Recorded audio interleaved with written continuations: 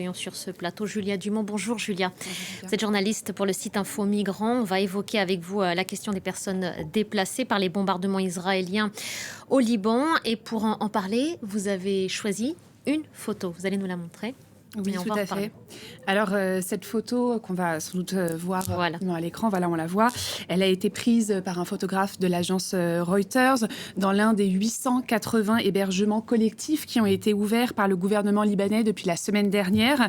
Alors, ces infrastructures, ces hébergements ont été ouverts dans des écoles, des mosquées, des églises et parfois dans des boîtes de nuit, comme c'est le cas ici. On est dans une boîte de nuit de Beyrouth. Alors, on voit qu'il y a beaucoup d'enfants parmi ces personnes déplacés. Ce sont des familles qui ont tout quitté pour se mettre à l'abri des bombardements, qui sont partis en famille et donc tous ces enfants vont être pendant un certain temps privés de scolarité. On observe aussi que la vie s'improvise tant bien que mal dans cet espace. Il y a des matelas de ci, de là, du linge qui pend. On voit aussi des multiprises qui servent à charger les téléphones portables. Tout ça nous dit que ces personnes vivent dans une situation très précaire, bien sûr, et une situation qui malheureusement va sans doute durer parce que les bombardements sur le sud du Liban et l'Abeka à l'est du pays se poursuivent. Selon les autorités libanaises, plus d'1 million de personnes ont déjà été déplacées par ces bombardements et par ce conflit qui connaît une véritable escalade depuis une dizaine de jours.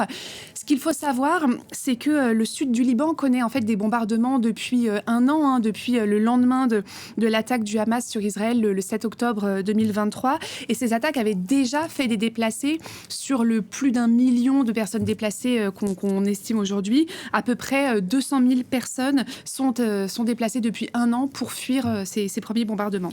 Dans le sud du pays, est-ce qu'on sait dans quelle situation vivent ces personnes, Julia ?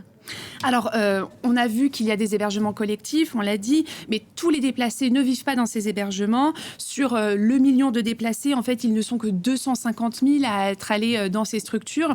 Les autres sont logés par des proches, de la famille, ou bien louent eux-mêmes des logements. Il y a aussi un certain nombre de personnes qui vivent dans des campements informels, ou bien même à la rue, dans des places publiques. On l'a vu notamment au centre de Beyrouth, ou bien sur la Corniche. Des familles se sont installées là dans le plus grand dénuement. Alors, on l'a vu, parmi ces déplacés, il y a vraiment beaucoup de familles qui sont toutes parties dans la précipitation, qui aujourd'hui manquent absolument de tout, autant de matériel pour dormir que de produits d'hygiène, de médicaments. Bien sûr, il y a parmi elles beaucoup de personnes fragiles, des personnes âgées, des malades qui vont avoir besoin de traitements pour des maladies chroniques. Il y a évidemment des femmes enceintes, des nourrissons. Tout ça est très inquiétant. Mais ces personnes ont aussi besoin d'un soutien psychosocial parce que le Liban a été vraiment très éprouvé ces dernières années par une succession de crises économiques, le Covid, le pays a subi une épidémie de choléra, il y a eu l'explosion du port de Beyrouth et bien entendu la guerre en Syrie qui a fait affluer 1,5 million de réfugiés syriens dans le pays depuis 2011. Aujourd'hui, ils représentent un quart de la population du Liban, c'est absolument énorme.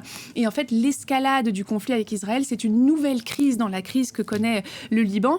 Et pour certaines des personnes qui ont été déplacées, il s'agit du 2e, voire parfois du 3e déplacement dans leur vie. C'est le cas des réfugiés syriens dont on parlait à l'instant.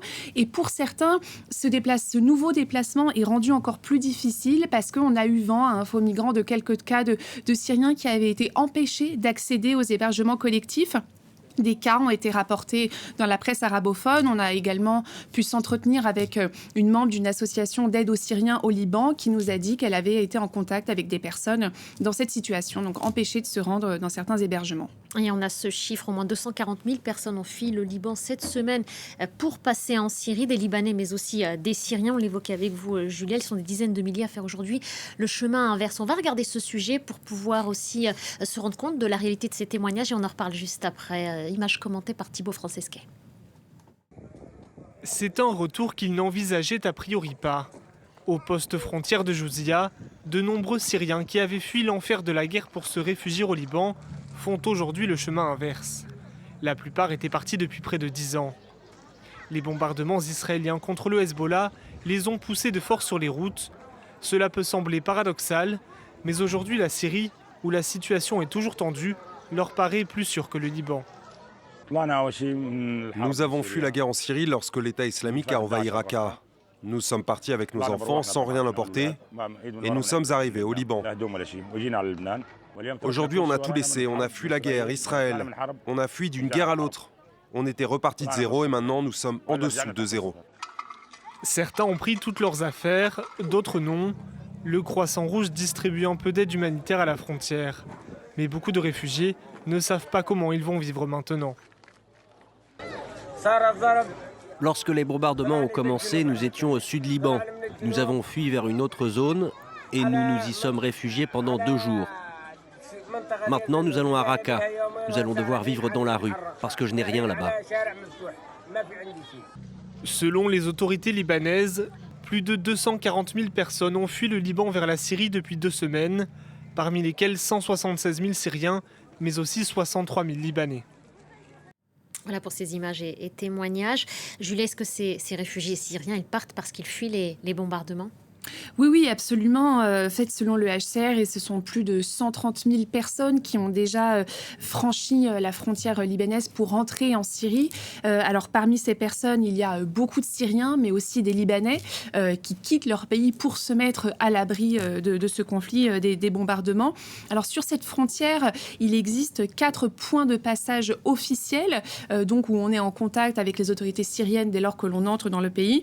Mais en fait, la frontière est assez poreuse et le passage peut donc se faire également à d'autres endroits.